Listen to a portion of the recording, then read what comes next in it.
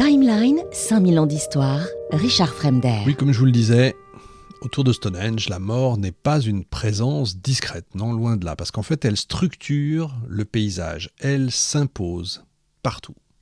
En fait, il suffit d'observer les environs pour comprendre. À perte de vue, la plaine est ponctuée de tertres, des dizaines, des centaines. Les archéologues les appellent des tumuli ou encore des long barrows et des round barrows, des tombes visibles, volontairement visibles, volontairement c'est important, érigées dans le paysage comme autant de marqueurs.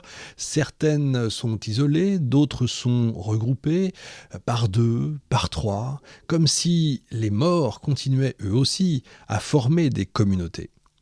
Ici, vous voyez, la mort n'est absolument pas dissimulée. Elle est exposée. Elle fait partie du territoire des vivants. Mais c'est pas tout. Parce qu'au-delà de ces sépultures, d'autres structures apparaissent plus énigmatiques encore. Des enclos. Des enclos gigantesques. Des formes géométriques tracées dans le sol, dont la fonction précise nous échappe encore aujourd'hui. C'est ça qui est fou quand même. Le plus spectaculaire d'entre eux porte un nom étrange.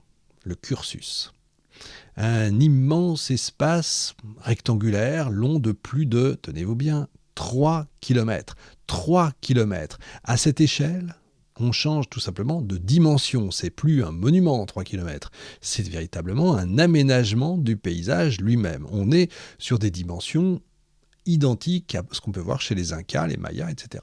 Longtemps, vous avez certains qui ont imaginé qu'il pouvait s'agir d'une piste, d'un espace dédié à des courses rituelles. Mais rien du tout ne permettait de prouver ça. Ce qu'on sait, en revanche, parce qu'on sait des choses, sinon je ne serais pas là, c'est qu'il est orienté, structuré et relié à Stonehenge par une voie et qu'il intègre lui-même des éléments funéraires, notamment un tumulus à son extrémité. Autrement dit, là encore, la mort est présente. Elle est présente, mais elle est vraiment organisée, inscrite vraiment dans un espace qui dépasse largement l'échelle humaine. Et ce modèle se répète ailleurs. À quelques dizaines de kilomètres, le site d'Averbury offre un autre exemple spectaculaire de cette structure, cette structuration, si vous voulez, du sacré. Ici, ce n'est pas seulement quelques monuments, mais un véritable complexe, un ensemble articulé, composé de plusieurs cercles de pierre, d'enceintes, de talus et surtout d'avenues. Des avenues bordées de menhirs, parfois longues de plusieurs kilomètres, qui relient entre eux différents sanctuaires. Comprenez bien, ce détail-là est essentiel parce qu'il introduit une dimension dynamique. Ces sites ne sont pas seulement des lieux, mis n'importe où.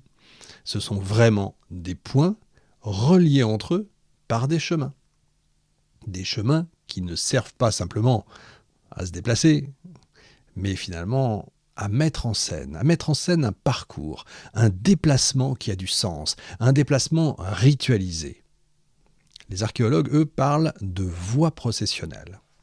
Et ça change profondément notre perception du lieu et de tout ce qu'on imaginait, tout ce qu'on pensait savoir. Parce que si on relie entre eux Stonehenge, le cursus, les tumuli, Averbury et les avenues, ce qu'on voit apparaître, c'est plus une série comme ça de sites isolés. Là encore, c'est un système.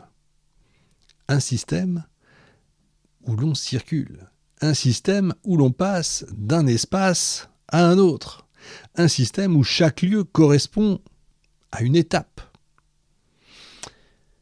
Et je vous vois venir, d'accord, mais une étape de quoi ?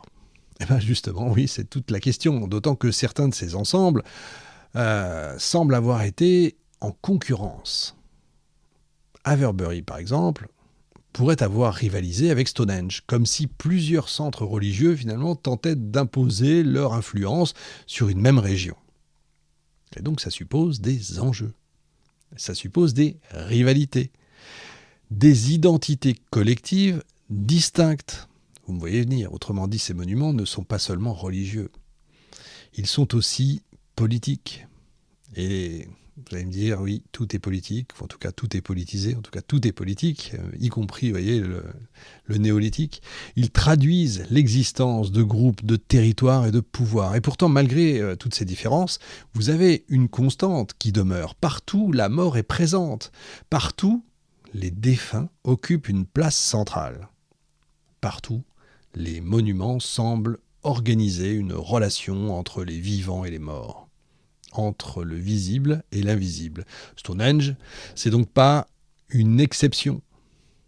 Ça, c'est encore plus dingue. On se disait, Stonehenge, puis on voit tous ces cartes postales, on voit tous l'image, etc. Non, c'est pas une exception. C'est un point de convergence. Le lieu où se concentrent, à leur plus haut degré, si vous voulez, ces logiques funéraires, symboliques et territoriales. Mais pour comprendre pourquoi ces sociétés ont investi finalement autant d'énergie, de temps et de ressources dans ces constructions gigantesques, il faut, encore une fois, élargir le regard parce que ce phénomène ne se limite pas à la région. Vous voyez ce que j'ai essayé de faire? On est parti de Stonehenge, on a reculé, on a dézoomé, et ben oui, ça dépasse largement la Grande-Bretagne, figurez-vous.